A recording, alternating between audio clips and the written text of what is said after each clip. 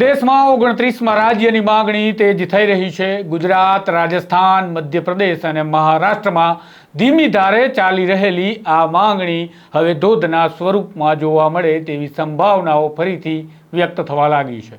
પરંતુ 29મું રાજ્ય કોણ માંગી રહ્યું છે, શા માટે માંગી રહ્યું છે, ક્યાં માંગી રહ્યું છે અને ઇતિહાસમાં આ માંગણીઓના મૂળ ક્યાં પડ્યા છે તેના વિશે વાત કરીએ આ વિડીયોમાં।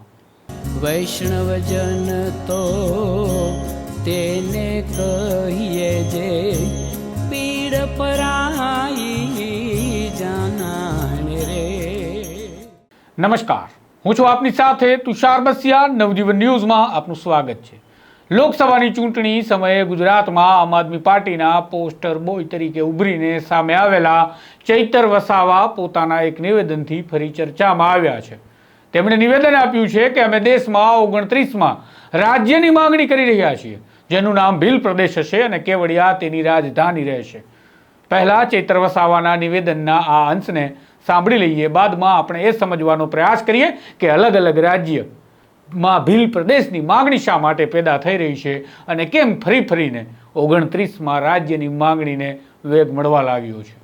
અને આજે પણ કહીએ છીએ, આદિવાસીઓનો જો વિકાસ કરવામાં નહીં આવશે, આદિવાસીઓને જો નજરઅંદાજ કરવામાં આવશે તો આદિવાસી વિસ્તારોમાં પાણી પણ છે, જંગલ પણ છે, રેતી પણ છે, ખનિજો પણ છે ને બધું જ છે।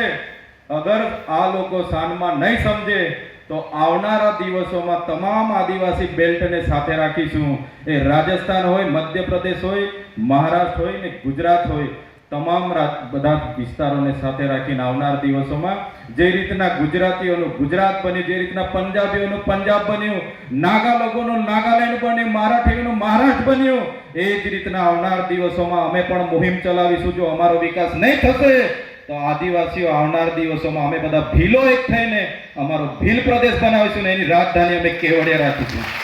ભીલ પ્રદેશના મુદ્દાને સમજવા માટે તાજેતરના રાજકીય પાસાઓને સમજવા પડશે, બાદમાં ક્રમશઃ ઐતિહાસિક પાસાને સમજતા સમજતા વર્તમાન સ્થિતિ સુધી આવી, જેથી વધુ સારી રીતે આ મુદ્દાને હું આપને સમજાવી શકીશ।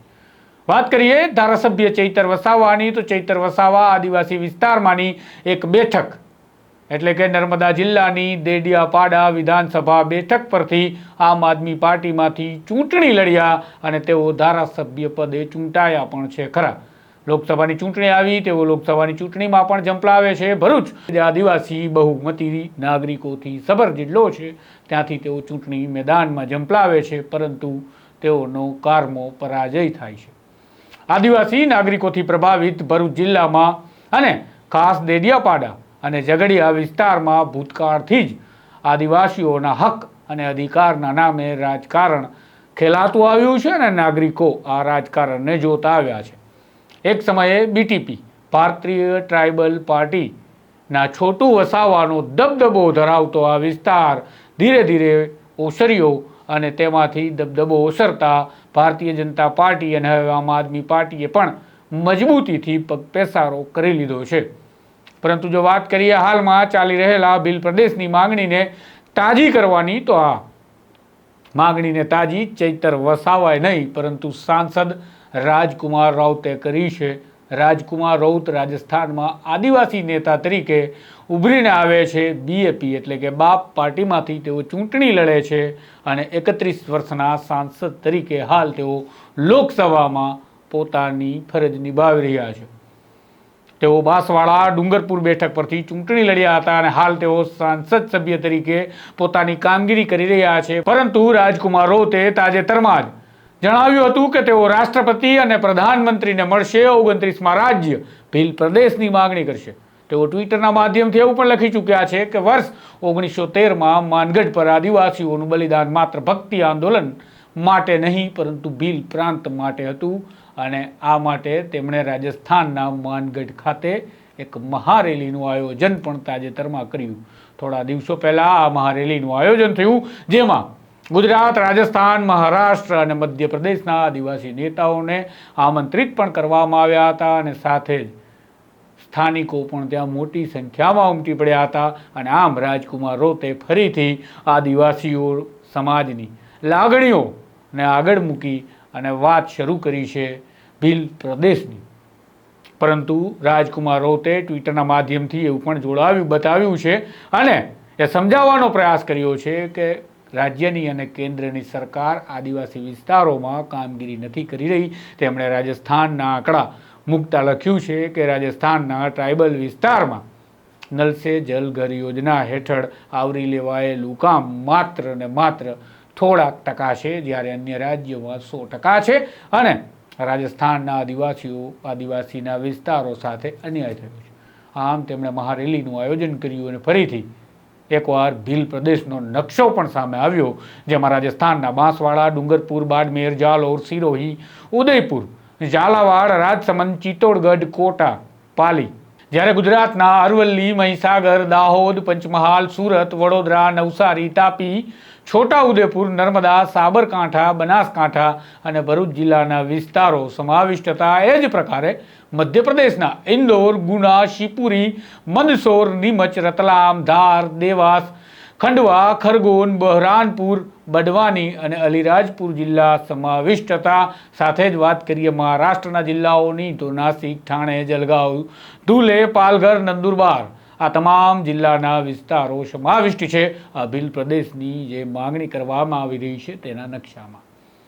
આ વાત તો થઈ રાજકારણની અને તેમને રજૂ કરેલા નકશાની. હવે આપણે એ આંકડાઓને સમજીએ જેમાં આદિવાસી ભીલ નાગરિકોના આંકડા છુપાયેલા છે.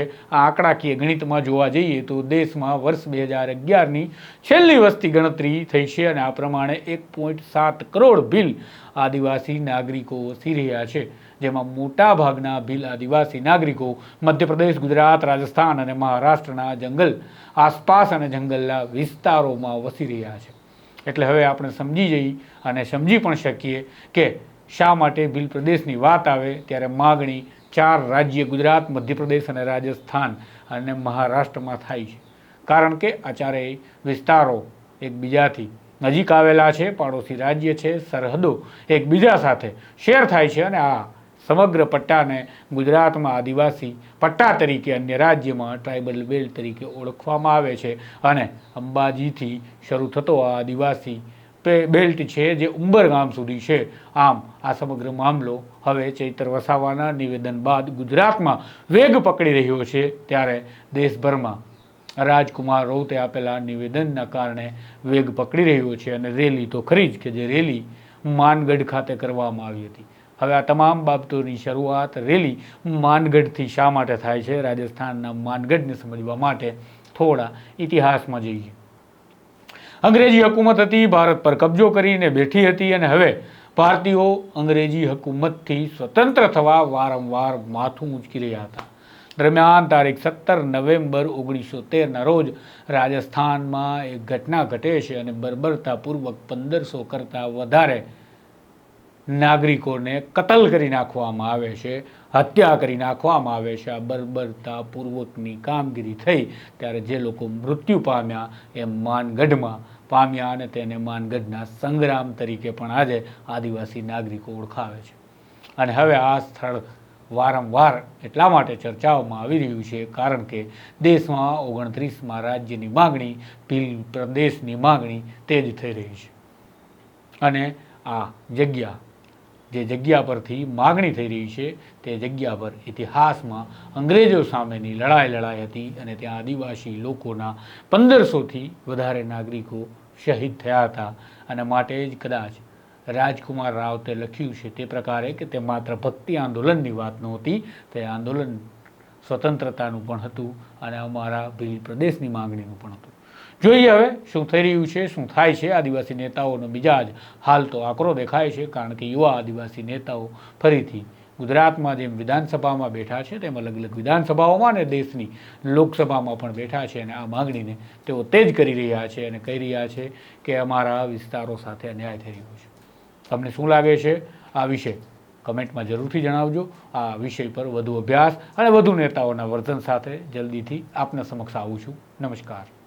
વૈષ્ણવજન તો તેને કહીએ જે પીડ પરાઈ